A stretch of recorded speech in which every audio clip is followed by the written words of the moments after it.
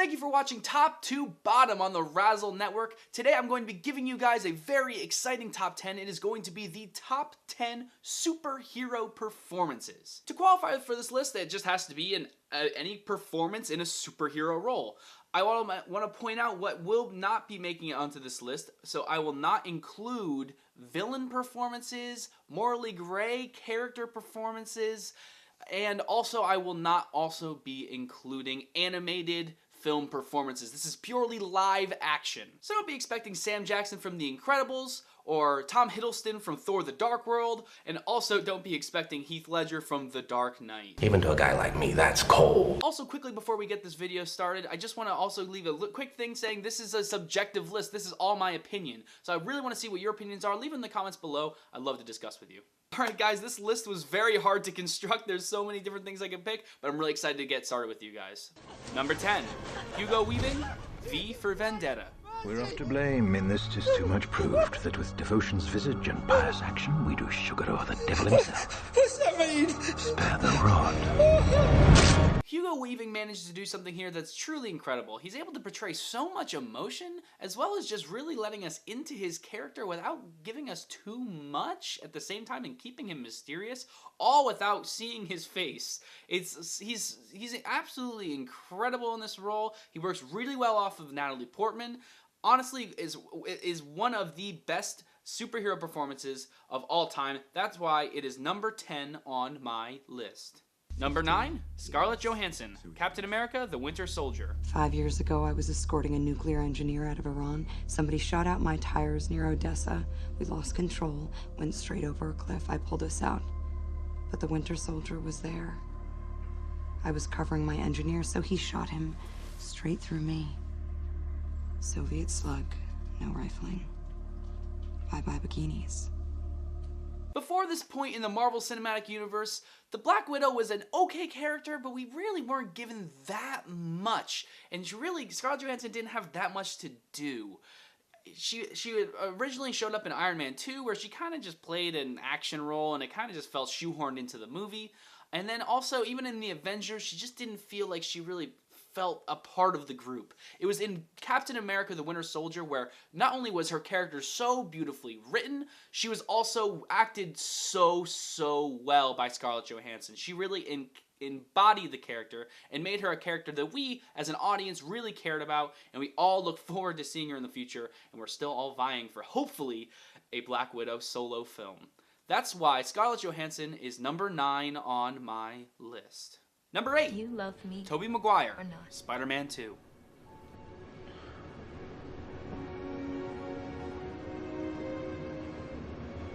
I don't.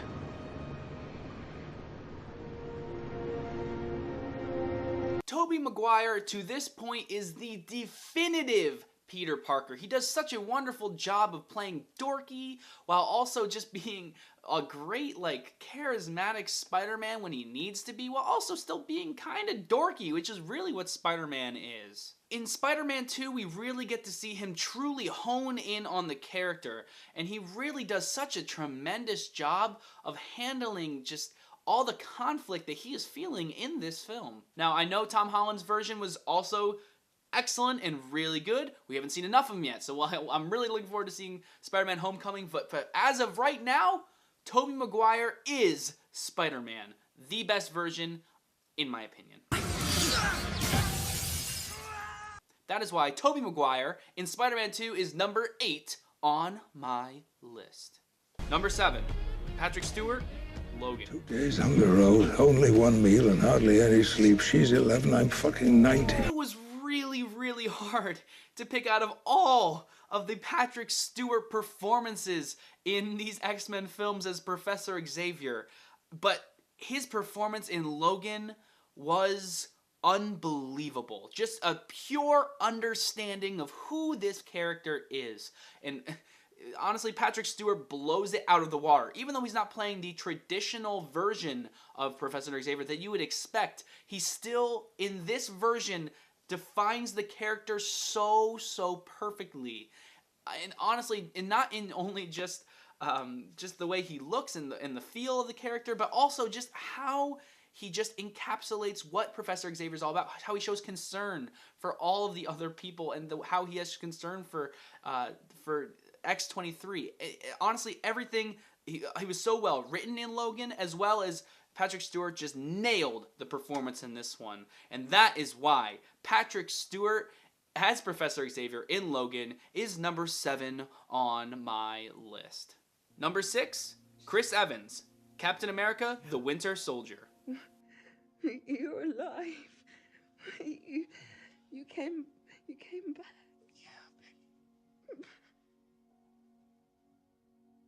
It's been so long. So long. Well, I couldn't leave my best girl. Now when she owes me a dance.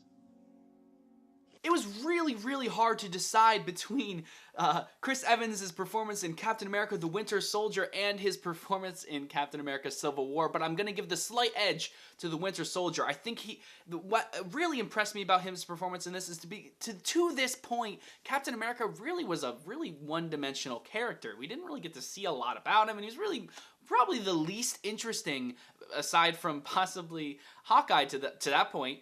He was the least interesting. And then when we were given Captain America the Winter Soldier, personally my favorite MCU film to date, we really get to see the multiple layers of this character. And of course, a lot of that goes to the writing, but also to what Chris Evans had done with this role. He was amazing. Everybody in that movie was amazing, and Chris Evans truly nailed it out of the park over everybody. He was incredible. He encapsulated who the character was, even though and a lot of people thought that Captain America was a very bland character. Chris Evans was able to do so much and make him incredibly interesting, very deep, a very conflicted character. Almost gave him some gray area, as almost you could see where he was wrong with his choices. Honestly, his performance was spectacular. Chris Evans in Captain America the Winter Soldier is, in my opinion, the number 6 superhero performance of all time. Number 5, Ryan Reynolds, Deadpool. Why the fancy red suit, Mr. Poole? Oh, that's because it's Christmas Day, Dopinder. And I'm after someone on my naughty list. I've been waiting 1 year, 3 weeks, 6 days, and 14 minutes to make him fix what he did to me. And what did he do to you, Mr. Poole? This shit. Damn, this movie kicks so much ass, and it's so, not all of it, most of the credit goes to Ryan Reynolds in the lead role of Deadpool. His performance rocks it. He owns this character. He plays it right out of the comic book. I am such a huge fan of Ryan Reynolds' performance. He does such a great job, obviously, with the comedic. That was the most important thing, is his comedic acting. Not just, obviously, the lines, and a lot of it, obviously, was, a lot of people say it was ad-libbed, but also his physical acting as well, his comedic timing. Everything works so well for this character, and honestly, if this was played by wrong in any way, if this performance was played wrong, even with the same writing, this could have been incredibly cringe-inducing, and it could have been incredibly bad, but it's not, because Ryan Reynolds owns the screen every single time he's on. It is his movie, start to finish. Ryan Reynolds owns it, and he makes it. He made this movie a tremendous film with his performance. Loved his performance. That's why Ryan Reynolds as Deadpool is number 5 on my list. Number 4, Christopher Reeve, Superman 2.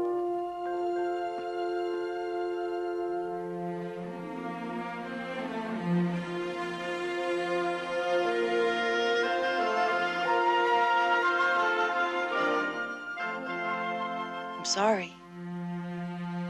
No, you don't have anything to be sorry about. This is not an addition just to appease to fans or whatever of the original film. No, Christopher Reeve is incredible in this film. He does such a wonderful job encapsulating who that character is of Superman.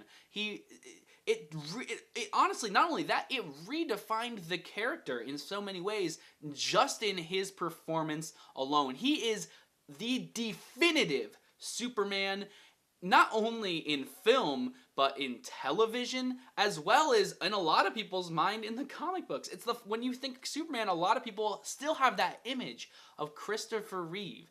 It's because he does such a wonderful job handling the material. It was ahead of its time, and it still makes those movies still so rewatchable because of how much heart that Christopher Reeve puts into it. And that's just not just his role as, of course, the title character of Superman, but also how well he plays the alter ego of Clark Kent. He is so good at, and honestly, when you see them side to side, obviously he's the big guy, but he does such a good job of shrinking down a bit, and really kind of, you can see why, a little bit, why they can see they're not the same person. And honestly, that's all because of Christopher Reeve. So for me, number 4 on my list is Christopher Reeve in Superman 2. Number 3, Robert Downey Jr., Iron Man. She's all right? Hi. Hi. Yeah. It's okay? Okay, go. You've been called the Da Vinci of our time. What do you say to that? Absolutely ridiculous. I don't paint. And what do you say to your other nickname, the Merchant of Death? That's not bad. It's hard to imagine a time now where we don't have Robert Downey Jr. as Iron Man. If I had said that back in 2007, everyone would have been like, what? Because Iron Man was a very obscure, probably B-list character in the Marvel, in Marvel's arsenal of characters. And Robert Downey Jr. was coming off of some serious shit. And now we're looking forward, and Robert Downey Jr. is one of the most profitable stars. And that is all because of his role in Iron Man. He handles comedy really well. He handles the dramatic moments really well. He has very good chemistry with all of the other stars on screen, whether that be Gwyneth Paltrow or even Terrence Howard. He does such an amazing job working off of other people, but still owning the screen every single time he's on there. He made that character an A-list character, and why Iron Man is so popular. So, without a doubt, it's got to be Robert Downey Jr. is number 3 on my list for Iron Man. Number 2, Michael Keaton, Don't kill me, man. Batman. Don't kill me! Don't kill me, man! I'm not going to kill you. I want you to do me a favor. I want you to tell all your friends about me. What are you? I'm Batman.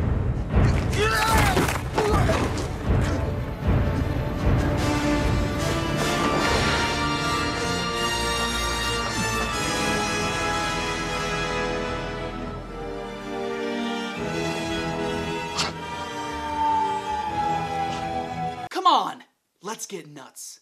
Talk about redefining a character. Now, I know a lot of it was in the direction and the writing, but who would have thought that Michael Keaton, the comedy actor, could make such an incredibly and compelling, dark Batman? Michael Keaton does it all in this role. He plays the brilliant playboy philanthropist that is Bruce Wayne, as well as really getting dark and playing a totally different role in the same movie as Batman. He does such a wonderful job in a performance of Batman. He is, in my opinion, the greatest Batman we've had on screen to this point. I know we have a lot of great performances, but I think in my opinion, he just really does a better job of just getting the full picture.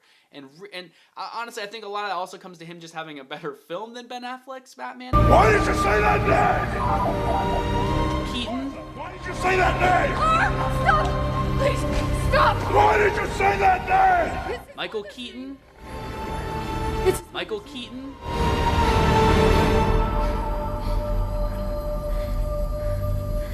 That is why Michael Keaton is number 2 on my list. Number 1, Hugh Jackman, Logan. Yeah, right, boss.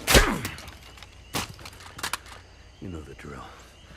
Get the hell out of here. I know this film is still in theaters. I understand that. So a lot of these, I want to take some more time to reflect, but I've got to say, Hugh Jackman's performance in Logan transcends the superhero genre. It is a pure character study, and the whole film leans so heavily on him. And he really bears down, does the nitty-gritty, and just fully lays it out there. He is playing it's a very nuanced performance. He lets himself become very vulnerable at moments, and he really just goes out there and really shows all of the work and all of the time that Hugh Jackman had put into this role to finally see it all come together, to see everything that he had done for so many years, and he just truly owned the role and truly did a masterful job of defining who the character of Wolverine is. Well, that's my list, guys. What do you think? I want to know what your opinions are. I guarantee your lists are all different from mine, but that is okay. I'm happy to hear it because all lists are going to be different. So I want to see your lists in the comments below. Write down below, give me your top 5, give me your top 3, give me your top 50. I love to read your lists and respond, and we can have some conversation about it. Make sure you give us a like, guys. It helps us out a lot. Like I said, give us some comments. Subscribe if you're a fan of our content. We have a lot of stuff coming out in the future. I'm very much looking forward to putting it out there because this has been a lot of fun to this point. Thanks for watching top to bottom. This is Ryan, out.